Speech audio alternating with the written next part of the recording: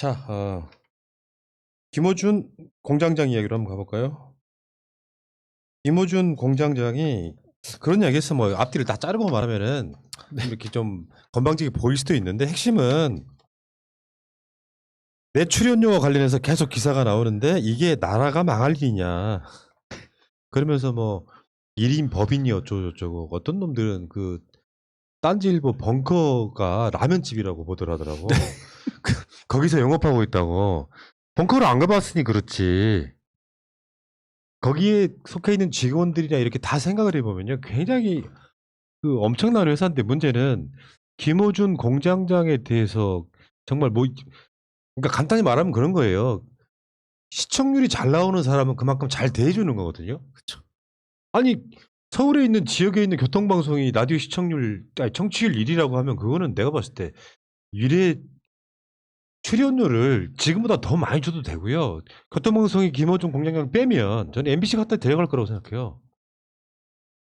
아니 뭐 다른 데서 더 준다고 해도 좀 안 가는 상황인 것이고, 말씀하신 것처럼 김어준 그 총수가 말한 게 그 1년에 70억을 벌어다 주고 거기에 거기에 맞는 어떤 합당한 것도 아니죠. 어떻게 보면 출연료를 측정해서 뭐 5년인지 모르겠지만 몇 년 동안 동결해서 계속 받고 있는 것인데, 이걸 가지고 많이 받는다라고 하면 뭐 진보 사람들은 다 뭐 출연료 다 안 받고 일을 해야 되는 건가요? 근데 요거 있잖아요. 박대출이가 그 대출 받으시는 론께서 론 밖에서 TBS하고는 구두 계약했고 SBS하고는 저번에 그 블랙하우스인가요? 거기하고는 서명 계약했다 그러는데 약간 모자란 소리예요. 그쵸. 계약서라고 하는 건요. 을 때문에 쓰는 겁니다.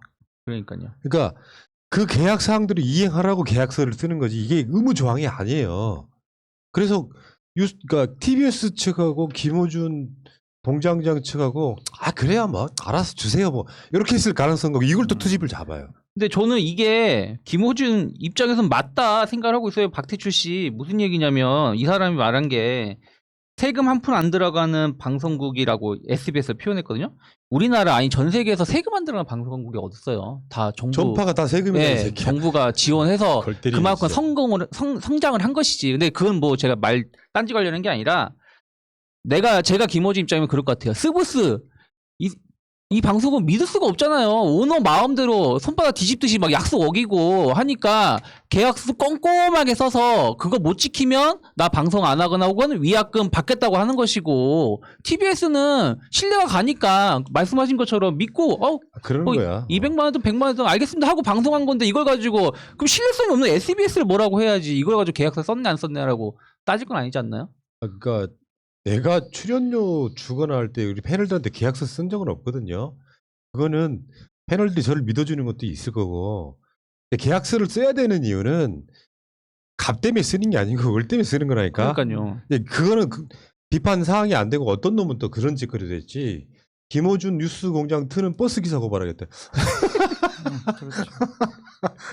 난 새날 그 방송 틀고 가는 마을 버스를 내가 직접 타봤다니까. 이제 박대출 같은 경우는 일단은 그 김어준 진행자를 좀 공격해서 좀 매스컴의 주목을 받고 싶어하는 마음이 있어서 이런 얘기를 좀 하신 것 같고요. 대출이 안 나와서 그러지 않을까요? 그다음에 이제 이렇게 계속 서울시장 선거 관련해가지고 서울시장 당선이 되면은 뭐 오세훈이나 이런 친구들이 김어준 총수 뭐 TBS에서 몰아내겠다 이런 얘기를 했었는데, 그런 일환으로 이제 이런 행동들이 이루어지는 것 같고, 그리고 계속 이렇게 함으로써 어떤 진보 진영의 빅마우스들에 대한 신뢰를 떨어뜨리고 이런 공작이 이루어지라고 보는데요.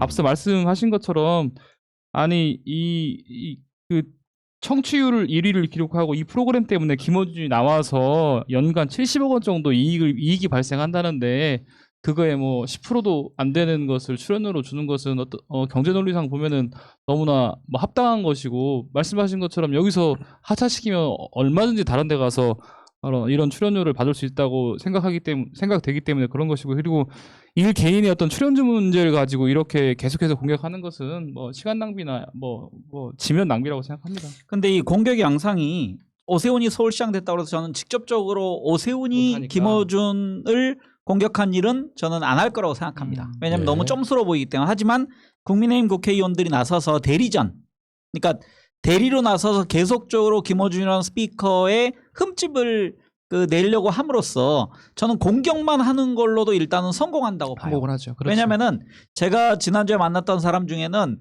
그 헤드라인만 보고서 아이 그럼 김어준도 문제 있는 거 아니냐.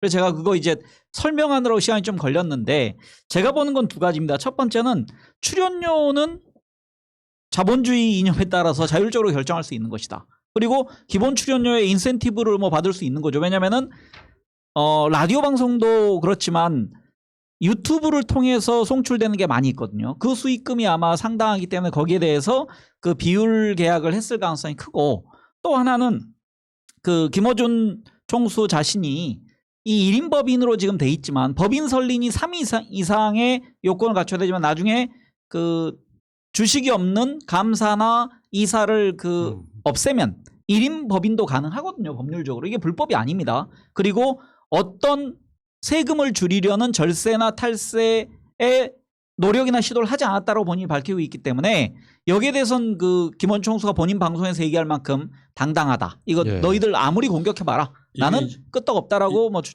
보는 것 같습니다. 이게 이제 이런 부분이죠. 대선 생각하는 거예요. 대선 때 서울시장이나 부산시장 관련한 그런 역할을 하지 말라는 건데 엄밀히 따지면 언론 탄압인 거죠. 언론의 가장 적폐가 뭐냐면은 공정하지 않은 게 아니라 저는 가치 판단 없이 기계적 균형하는 거라고 생각해요. 잘못한 게 있으면 비판도 할 수 있고 뭐 기획 취재, 뭐 심층 취재, 탐사 보도 할 수 있는 거거든요. 그게 언론의 역할인 거죠. 근데 그 아시다시피 뉴스공장이 갖는 그 영향력 때문에 대선 때 나서지 마. 계속 때리면 사람이 아무래도 어떤 멘탈이 강한 사람도 계속 때리면 에이씨 하고 그냥 그쪽 언급 안 하게 되는 측면이 있거든요. 거기 이제 간섭하지 말라고 이러는 것 같기도 하고.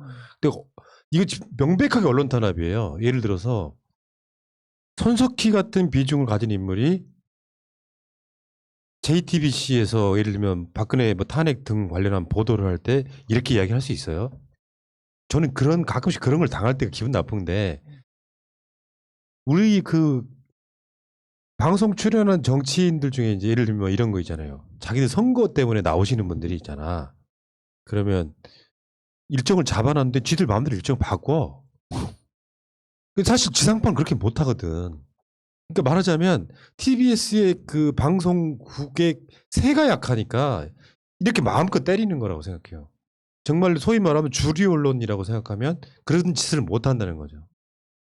그러니까 어찌 보면 이게 TBS의 그 탄생의 한계일 수 있죠. 왜냐하면 그 서울시가 인큐베이팅한 그 방송국이기 때문에 근데 제가 보기에는 그 만약에 김어준 총수가 공격이 이렇게 계속되면 오히려 TBS를 보호하기 위해서 나올 수도 있는데 그럼 TBS가 독자적으로 생존할 수 있을까? 저는 그러면 TBS 사세는 지금의 한 뭐 5분의 1 정도로 줄어들고 오히려 김어준 총수가 움직이는 방송국이 다시 또 거기가 청취를 유리할 가능성이 아주 크다고 생각합니다. 그래서 이 공격은 제가 보기에 별 의미가 없는 하지만 그 메신저를 상처내는 데는 일단 성공하고 있다고 생각합니다. 그렇죠. 이제 돈 많이 받는 사실상 욕심이 되게 많은 김어준 상처 흠집 내기를 지금 계속하고 있는 거죠. 중국 대사가 김어준 뉴스공장에 출연했는데 중국 분들이 뉴스공장 참 잘한다고 칭찬했다 뭐 이런 얘기가 나왔어요. 사실 대한민국에서 지금 살아있는 언론 뭐 여러 방송인들이 꽤 많긴 합니다만 김어준만큼만 하면 대한민국 언론 개혁이란 말 할 필요 없죠 사실은. 그쵸. 아니 오세훈의 그런 짓거리들 박형준의 그런 짓거리들 제대로 보도한 언론사 있습니까? 그런 언론사들만 있다면 진짜 그런 그 저질 정치인들이 서울시장 부산시장이 되게 하는 그런 나라를 만들 수 있겠어요? 아니 살다 서울 고담이라는 말을 내가 듣고 지금 내가 부끄러워서 얼굴을 못 들고 다니겠어. 김어준까지는 아니지만 MBC라든지 JTBC의 반만 따라가도 솔직히 언론 개혁은 성공하는 것에 생각하고 있습니다. 이제 중국 대사 싱하이밍이 이제 뉴스공장에 출연했잖아요. 근데 이렇게 중국 대사가 이런 뉴스공장에 출연한다는 게 김어준 방송 뉴스공장이 참 대단하구나, 영향력이 크구나 이런 생각을 좀 했고요. 그다음에 싱하이밍 대사가 이제 방송에 나와서 했던 말도 우리나라 위상을 좀 새롭게 한번 생각할 수 있는 계기가 됐던 것 같아요. 이 대사가 무슨 말을 했냐면 한국이 5G와 디지털 경제, 인공지능, AI 관련해서 중국과 함께 추진하기를 바란다 이런 말도 했고요. 중국의 1대1로 정책과 관련해서도 한국의 신남방, 신북방 정책 협력을 강화하자 이런 얘기도 했습니다. 이런 거 보면 그리고 이제 중국에서 이제 그 연변에 경제 특구를 만들었는데 한국 참여를 바란다 이런 거 보면 실질적으로 한국의 위상이 세계적으로 높고 중국에서도 한국의 영향력이나 이런 것들을 충분히 인정받고 있구나라는 측면이 있는 것 같아서 참 좋았던 것 같습니다. 그 방송에서 이제 김어준 공장장이 한복, 김치, 뭐 BTS 문제 이 이야기를 건드리더라고요. 이게 진짜 언론인이거든요. 중국 대사한테 있는 그대로 물어보는 거. 중국 대사도 뭐 변명 비슷한 이야기를 하긴 했는데 이게 다 중국은 다 중국의 모습이 아니다. 그건 일부일 뿐이다. 이렇게 이야기를 했는데 김어준이라고 하는 그 언론인이 생각해보면요. 저쪽이 맥락 없이 때리는 게 대우를 받아요. 그러면 오세훈이나 박형준 같은 사람들 그런 의혹이 나오는데 보도하지 말란 말입니까? 네가 감히 우리 당의 그 비리를 막 폭로했단 말이야? 이거 어마어마한 국민적 그 반대 목소리가 가야 되는 거거든요. 정상적인 집단이라고 하면 김어준 공장장한테 아쉬운 소리를 할 수 있죠. 볼멘 소리.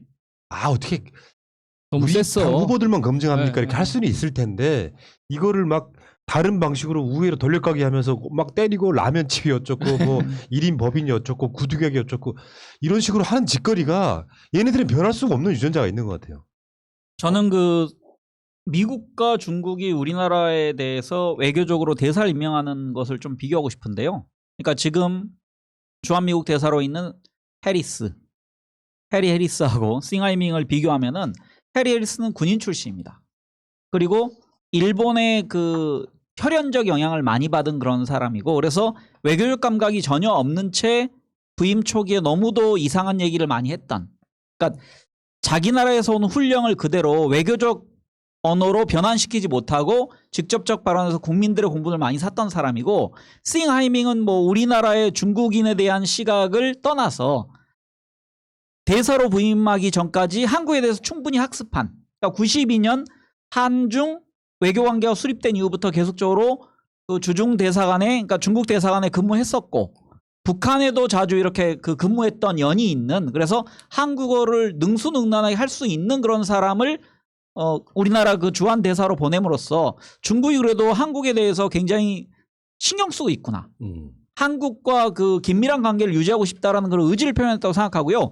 미국은 군인 출신 보내면 안 됩니다. 제가 보기에. 그러니까 정통 외교관을 보내서 외교적 언사로 대통령과 정치인에 대한 예우를 할 줄 알아야지 군인 하던 그런 이상한 놈께서 와서 그 외교적인 발언 하나 못하는 그런 사람이 와서 한국과 그 중요한 한미 관계를 논한다는 것 자체가 한국을 너무 깔보는 게 아닌가. 그래서 바이든은 빨리 대사를 그 교체할 때 저는 정통 외교관 그리고 격식 있는 그런 언어를 그 구사할 수 있는 사람이 와야 된다고 생각합니다. 어쨌든 이번에 다시 한번 국격이 높아졌다는 걸 느낀 것은 뭐냐면 결국엔 중국 입장에서는 이런 저런 거 다 좋은 얘기 했지만 미국에서 워낙에 자기를 때리니까 나 좀 도와줘.